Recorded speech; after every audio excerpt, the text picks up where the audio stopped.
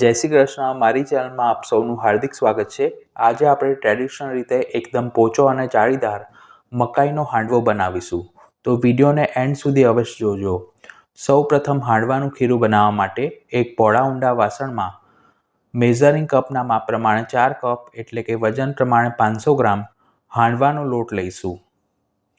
આ લોટ બનાવવા માટે મેં 3 વાટકી ખીચડિયા ચોખા, 1 વાટકી તુવેરની દાળ, 1 વાટકી ચણાની દાળ અને અડધી વાટકી અડદની દાળનો ઉપયોગ કર્યો છે. જો તમારે હાંડવાનો લોટ ઘરે ગરગંટીમાં દળતા શીખવું હોય તો તેની વિડીયોની લિંક ઉપર આઈ બટન પર અને ડિસ્ક્રિપ્શન બોક્સમાં આપી છે. હવે હાંડવાને પોચો અને જાળીદાર બનાવવા માટે તેમાં 1 કપ ઘઉંનો જાડો લોટ ઉમેરીશું. જે આપણે લાડવા કે લાપસી બનાવવા માટે લોટનો ઉપયોગ કરતા હોઈએ છીએ તે જ લેવો. તેની સાથે તેમાં 1 ચમચી સૂકી મેથીના દાણા ઉમેરી હેન્ડ બીટર વડે બધું જ સરખું મિક્સ કરી લઈશું. હાંડવા, ઢોકળા કે ઇડલી ઢોસાનું ખીરું બનાવતી વખતે તેમાં સૂકી મેથી ઉમેરવાથી તેમાં આથો સારો આવે છે. પછી તેમાં 1/4 કપ શીંગ તેલ ઉમેરી અને લોટને સરખી રીતે મોઈ લઈશું. આ રીતે લોટને મોવાથી હાંડવો ઠંડો થયા પછી પણ તમે ખાશો તો તે બિલકુલ ગળે નહીં બાજે, એટલે કે તે લાંબા સમય સુધી સરસ સોફ્ટ રહેશે. બધી જ સામગ્રીના માપ મેં નીચે ડિસ્ક્રિપ્શન બોક્સમાં આપ્યા છે. મોટાભાગના લોકો દાળ ચોખા પલાળી પછી તેને વાટીને આથો આપીને હાંડવો બનાવે છે, પરંતુ તેમાં ઘણા કલાકોનો સમય લાગે છે. પણ જો તમારી પાસે આ રીતે હાંડવાનો લોટ દળેલો તૈયાર હોય તો તમે ઓછા સમયમાં હાંડવો તૈયાર કરી શકો છો.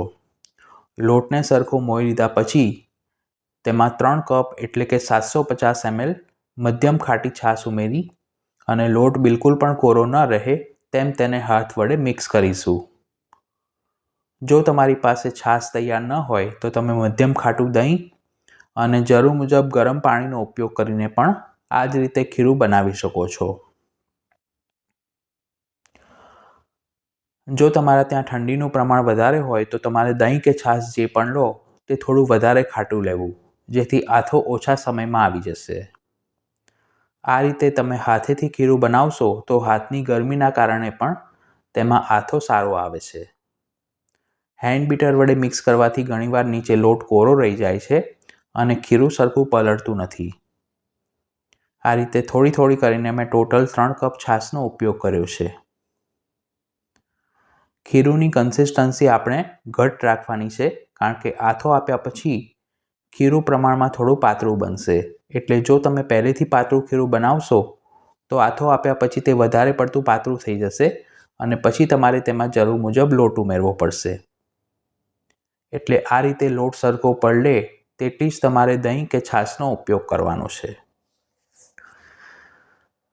આ રીતે છાશથી સરખા લોટને પલાળ્યા પછી તેમાં જરૂર મુજબ અથવા તો 1 કપ જેટલું મધ્યમ ગરમ પાણી ઉમેરીશું. જો ગરમીનું પ્રમાણ વાતાવરણમાં વધુ હોય તો તમારે ગરમ પાણી ઉમેરવાની જરૂર નથી, પણ ચોમાસું કે શિયાળો હોય તો ગરમ પાણી ઉમેરશો તો તેમાં આથો ઓછા સમયમાં આવી જશે. હવે ખીરુંને આ રીતે એક જ દિશામાં 2 થી 3 મિનિટ માટે સરખું ફેંટી અને તેને તડકામાં આ રીતે કાણાવાળું ઢાંકણ ઢાંકી 4 થી 5 કલાક માટે મૂકી રાખીશું, જેથી તે સરખું અથાઈ જશે. જો તમે ઠંડા પ્રદેશમાં રહેતા હો તો તમે તેને ઓવનમાં અથવા તો કોઈ ગરમ જગ્યાએ ધાબળો ઢાંકી અને 10 થી 12 કલાક માટે મૂકી રાખશો તો પણ હાંડવાના ખીરુંમાં આથો સરસ આવી જશે. 4 થી 5 કલાક પછી આપણે ઢાંકણ ખોલીને ચેક કરીએ તો ખીરુંમાં સરસ જાળી પડતી દેખાય છે, એટલે કે તે સરખું ફર્મેન્ટ થઈ ગયું છે. વધુ સમય માટે તેને તડકામાં ન મૂકી રાખવો, નહીંતર હાંડવાનું ખીરું જરૂરિયાત કરતાં વધુ ખાટું થઈ જશે તો પણ હાંડવો ટેસ્ટમાં એટલો સારો નહીં બને. હવે ચમચા વડે આપણે ખીરુંને સરખું મિક્સ કરી લઈશું. આ ખીરુંનો ઉપયોગ કરીને જો તમારે ઢોકળા બનાવતા શીખવું હોય તો તેની વિડીયોની લિંક ઉપર આઈ બટન પર અને ડિસ્ક્રિપ્શન બોક્સમાં આપી છે.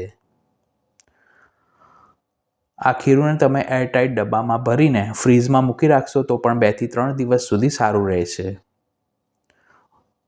હવે ખીરુંમાં ઉમેરવા માટે મેં 2 નંગ મીડિયમ સાઇઝની એટલે કે 500 ગ્રામ અમેરિકન મકાઈ એટલે કે ફ્રેશ સ્વીટ કોર્ન લીધા છે. તમે દેશી મકાઈનો પણ ઉપયોગ કરી શકો છો.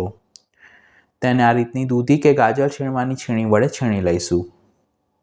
જો તમારી પાસે ફ્રેશ મકાઈ ન હોય તો તમે ફ્રોઝન સ્વીટ કોર્નને મિક્સરમાં ગ્રાઇન્ડ કરીને પણ ઉપયોગમાં લઈ શકો છો. પણ ફ્રેશ મકાઈનો ઉપયોગ કરશો તો હાંડવામાં તેની મીઠાશ વધુ સારી આવશે. આ રીતે મકાઈને છીણી લીધા પછી આપણે જે ખીરું તૈયાર કર્યું છે તેને તેમાં ઉમેરીશું. હાંડવાના ખીરુંમાં તમે મકાઈના બદલે 300 ગ્રામ જેટલી છીણેલી દૂધી ઉમેરશો તો પણ તે એકદમ પોચો અને ટેસ્ટી તૈયાર થશે. પછી તેમાં મસાલામાં 1 ચમચી હળદર પાવડર, 2 થી 2.5 ચમચી આદુ મરચાંની પેસ્ટ, તમને જેટલું તીખું ખાવાનું પસંદ હોય તે પ્રમાણે આદુ મરચાંનું માપ રાખી શકો છો. તેની સાથે ગળપણ માટે 3 થી 4 ચમચી ખાંડ ઉમેરીશું. ટ્રેડિશનલ રીતે હાંડવો બનાવીએ તો તે થોડો ખાટો મીઠો હોય તો જ ટેસ્ટી લાગે છે, પણ તમને ખાંડ ઉમેરવી પસંદ ન હોય તો તમે સ્કીપ પણ કરી શકો છો. તેની સાથે સ્વાદ પ્રમાણે મીઠું ઉમેરી બધા જ મસાલા અને મકાઈના છીણને હાંડવાના ખીરુંની સાથે સરખી રીતે મિક્સ કરી લઈશું. જો તમારે મિક્સ વેજીટેબલ હાંડવો બનાવવો હોય તો તેમાં મકાઈના દાણા, ગાજર, ફણસી, વટાણા જેવા વેજીટેબલ્સ પણ ઉમેરી શકો છો. હવે મારી પાસે આ રીતનું એલ્યુમિનિયમનું હાંડવાનું કુકર છે. તેમાં 2 થી 3 ચમચી જેટલું તેલ ઉમેરી તેને બ્રશ વડે અંદરથી સરખું ગ્રીસ કરી લઈશું, જેથી હાંડવાને બેક કર્યા પછી તે અંદરથી બિલકુલ પણ ચોંટે નહીં. આ રીતનું કુકર તમને કોઈ પણ વાસણની દુકાને 400 થી 500 રૂપિયામાં સરળતાથી મળી જાય છે. અને તમારા ઘરમાં જો આ રીતનું હાંડવાનું કુકર ન હોય તો તમે ઘરે સરળતાથી કોઈ પણ નોનસ્ટિક પેન અથવા તો કડાઈમાં તવા હાંડવો અથવા તો ડંગેલું બનાવી શકો છો. હવે કુકરની નીચે જે આ રીતની પ્લેટ હોય છે તેમાં મેં રેતી ભરીને રાખી છે. તેને થોડીવાર માટે ગરમ થવા દઈશું. પછી તેના ઉપર ગ્રીસ કરેલું કુકર મૂકી અને ઢાંકીને 5 મિનિટ માટે પ્રીહીટ કરીશું. હવે વઘાર કરવા માટે એક નોનસ્ટિક પેનમાં અડધો કપ શીંગ તેલ લઈ તેને ધીમી આંચ પર ગરમ કરીશું. તેલ હૂંફાળું ગરમ થાય એટલે તેમાં 2 નંગ સૂકા લાલ મરચાં અને 2 ચમચી રાઈ ઉમેરીશું. રાઈ સરસ તેલમાં ફૂટવા લાગે એટલે 5 ચમચી જેટલી હિંગ ઉમેરી ગેસ બંધ કરી તેમાં 3 મોટી ચમચી જેટલા સફેદ તલ ઉમેરીશું. તલ ખૂબ જ જલ્દી ફૂટવા લાગે છે એટલે તેને ગેસ બંધ કર્યા પછી છેલ્લે જ ઉમેરવા, જેથી તે બ્રાઉન ન થઈ જાય. હાંડવાનો કલર સારો આવે તેના માટે અડધી ચમચી લાલ મરચું પાવડર ઉમેરી તૈયાર કરેલા વઘારને ખીરુંમાં રેડી દઈશું. પછી તેમાં 5 ચમચી જેટલા બેકિંગ સોડા એટલે કે ખાવાના સોડા ઉમેરી વઘારને ખીરુંની સાથે સરખી રીતે મિક્સ કરી લઈશું. આ રીતે ખીરુંમાં થોડા પ્રમાણમાં સોડા ઉમેરવામાં આવે તો પણ હાંડવો લાંબા સમય સુધી સરસ સોફ્ટ રહે છે.